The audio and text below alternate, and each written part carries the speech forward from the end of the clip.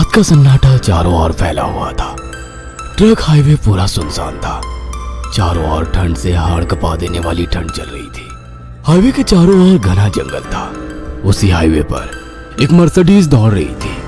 उसमें 3 लोग सवार थे, राहुल, निधि और उनकी 10 साल की बेटी तानिया।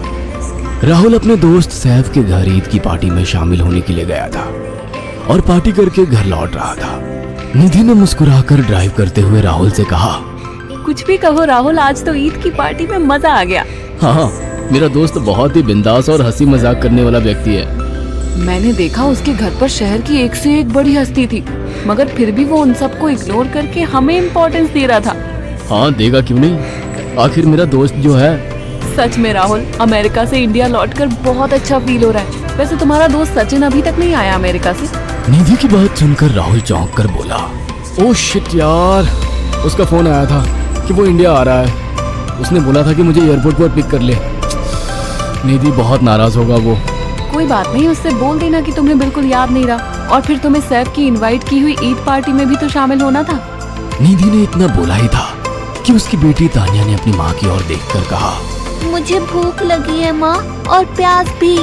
तानिया की बात पर निधि ने बुरा सा मुंह बनाकर उसकी ओर देखकर कहा, पार्टी में तो इतना खाया था तुमने, फिर भी भूख लगी है। निधि की बात पर तानिया ने मासूम सा चेहरा बनाकर कहा, कोई बात नहीं मम्मी, मुझे पानी ही पिला दीजिए। कितनी बार बोला है मुझे मम्मी मत बोला करो। पानी अभी नहीं है, आगे जाकर कोई शॉप पड़ेगी तो बोतल खरीद के दे दूंगी। निधि की बात पर राहुल ने मुस्कुराकर कहा, छोटी बच्ची है निधि, इतना नाराज होना सही नहीं है। राहुल ने इतना कहा ही था कि अचानक एक काली परछाई राहुल की कार के सामने आकर खड़ी हो गई। राहुल के पैर अचानक ब्रेक पर पड़ गए। गाड़ी तेज रफ्तार में थी। ब्रेक अचानक लगने से पलटते पलटते बाल बाल बची थी। राहुल के चेहरे पर भयानक ठंडी में भी पसीने की बूंद टपकने लगी। वो दोनों कार से बाहर निकल आए। निधि ने डरते हुए कहा, आखिर कौन था ये? ऐसा लगा जैसे कि कोई भयानक काली परछाई मेरे कार के सामने आकर खड़ी हो गई हो। वह दोनों काली रात के सन्नाटे में इधर उधर देखने लगे। तभी निधि को एक घने पेड़ के पास तो चमकीली हुई आंखें दिखाई दी। उसकी आंखें बिल्कुल भेड़ियों की तरह लग रही थी। निधि ने चीखते हुए राहुल से कहा, राहुल देखो कौन है वो, जल्दी से गाड़ी में बैठो, मुझे बहुत डर लग रहा है। राहुल ने उस तरफ देखा तो उसके रोंगटे खड़े हो गए। वो दोनों गाड़ी के अंदर बैठने ही वाले कि अचानक एक अजीब सा चेहरा वाला भयानक सा आदमी बिजली की रफ्तार से उनके सामने आकर खड़ा हो गया। राहुल ने देखा कि उसका चेहरा बिल्कुल सड़ा हुआ था और उसकी आंखें भेड़िए की तरह चमक रही थी। उसके लंबे लंबे बाल उसके कंधे तक आ रहे थे और उसके दांत भेड़िए की तरह बाहर की ओर निकल रहे थे। हाथों की जगह नुकीले पंजे थे। राहुल को देखकर अजीब से अंदाज में हंसने लगा, मगर जैसे ही राहुल की नजर उसके कपड़ों पर गई, राहुल की आंखें फटी की फटी रह गई। वो हकलाते हुए बोला, भाईजान, भाईजान, मुझे माफ कर दो, मुझे छोड़ दो। राहुल ने इतना कहा ही था कि अचानक उस अजीब से देखने वाले भयानक आदमी ने अपने पंजों से राहुल की गर्दन कसकर पकड़ ली और एक ही सेकंड में उखाड़ कर जमीन पर फेंक दी। राहुल के धड़ से लाल रंग का खून का फुहारा फूट पड़ा। इस भयानक मंजर को देखकर निधि के गले से एक जोरदार चीख निकल गई। निधि इससे पहले भागती कि अचानक उस भयानक दिखने वाले आदमी ने निधि को पकड़ लिया और अपने नुकीले पंजे उसके पेट में गड़ा दिए और उसकी हथेलियां बाहर निकाल दी। निधि की एक दिल दहला देने वाली चीख सन्नाटे को चीर गई। अचानक हवा का एक बवंडर उठा और वो भयानक सा दिखने वाला व्यक्ति देखते ही देखते बवंडर के साथ गायब हो गया। तानिया ने डरते डरते निधि के मोबाइल से पुलिस और सैफ को बुला लिया और कुछ ही देर में वहां चारों ओर पुलिस की गाड़ियां थी। पुलिस ने राहुल के दोनों दोस्त सैफ और सचिन को वहीं बुला लिया। इंस्पेक्टर अर्जुन ने दोनों से कहा, मैंने ऐसी हत्याएं अपने करियर में कभी पहले नहीं देखी। ये काम तो ना किसी जानवर का लगता है, ना ही किसी इंसान का। सचिन कपकपाती हुई आवाज में बोला, आप कहना क्या चाहते हैं? कुछ कह नहीं सकता। जिस किसी ने भी इन दोनों को मारा है उससे एक बात तो साबित होती है कि वो इन दोनों से हद से ज्यादा नफरत करता था। अब सारी सच्चाई तो ये बच्ची ही बता सकती है। इतना बोलकर इंस्पेक्टर अर्जुन तानिया के पास चला गया जो बेहद डरी हुई थी। तानिया ने आंखों देखी सारी घटना इंस्पेक्टर अर्जुन को बता दी। तानिया की बात सुनकर इंस्पेक्टर अर्जुन कंफ्यूज चेहरा लेकर मोबाइल पर किसी से बात करने लगे।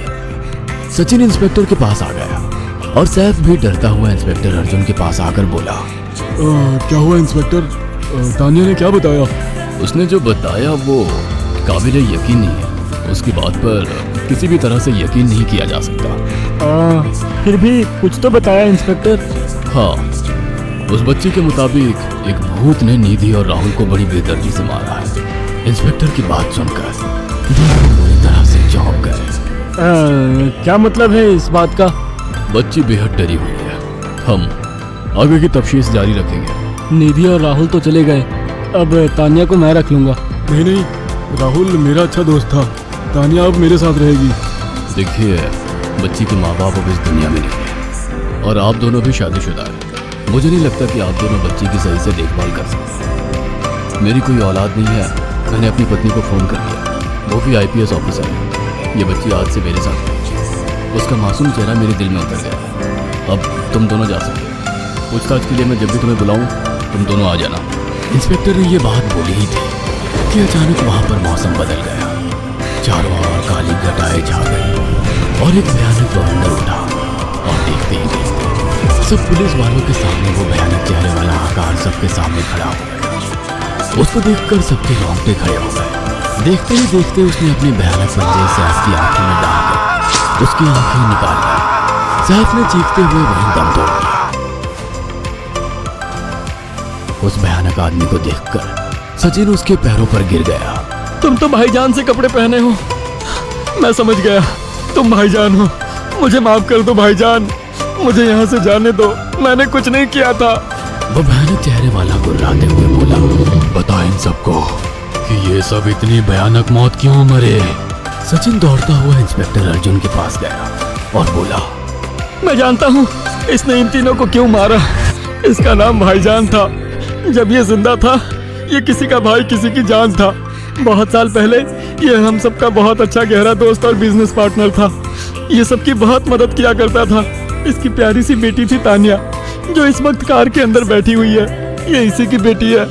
भाईजान अपने सारे पैसों से एक बहुत बड़ा हॉस्पिटल खोलना चाहता था जिससे गरीबों का मुफ्त इलाज किया जा सके, मगर हम तीनों इसके लिए तैयार नहीं थे।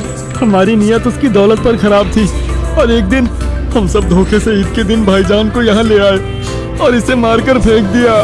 तो फिर तुम सबने इसकी बेटी को क्यों जिंदा छोड़ दिया? हमें बाद में पता लगा कि भाईजान ने सारी जायदाद अपनी बेटी के नाम कर दी है, इसीलिए हमने भाईजान की पत्नी को भी मार दिया। और तानिया का तुम 18 साल की उम्र पूरी करने का इंतजार कर रहे थे ताकि सारी जायदाद अपने नाम करा सको और बाद में उसे भी ठिकाने लगा सको। इसी के लिए तुम दोनों इस मासूम बच्ची को अपने साथ रखने की जिद कर रहे थे। जी, आपने बिल्कुल सही कहा। हम तानिया को भी इसी जगह लाकर मार देते। सचिन की बात सुनकर इंस्पेक्टर अर्जुन की आंखों में खून उतर आया। इंस्पेक्टर अर्जुन के कुछ कहने से पहले ही भाईजान बिजली की रफ्तार से इंस्पेक्टर अर्जुन की आंखों के सामने से सचिन को पकड़कर ले गया और उसके शरीर के टुकड़े टुकड़े कर दिए और हवा में उठे एक तेज बवंडर के साथ गायब हो गया। सारी घटना इंस्पेक्टर अर्जुन की आंखों के सामने हुई थी। तानिया को इंस्पेक्टर अर्जुन और उसकी पत्नी ने अपनी बेटी की तरह पाला।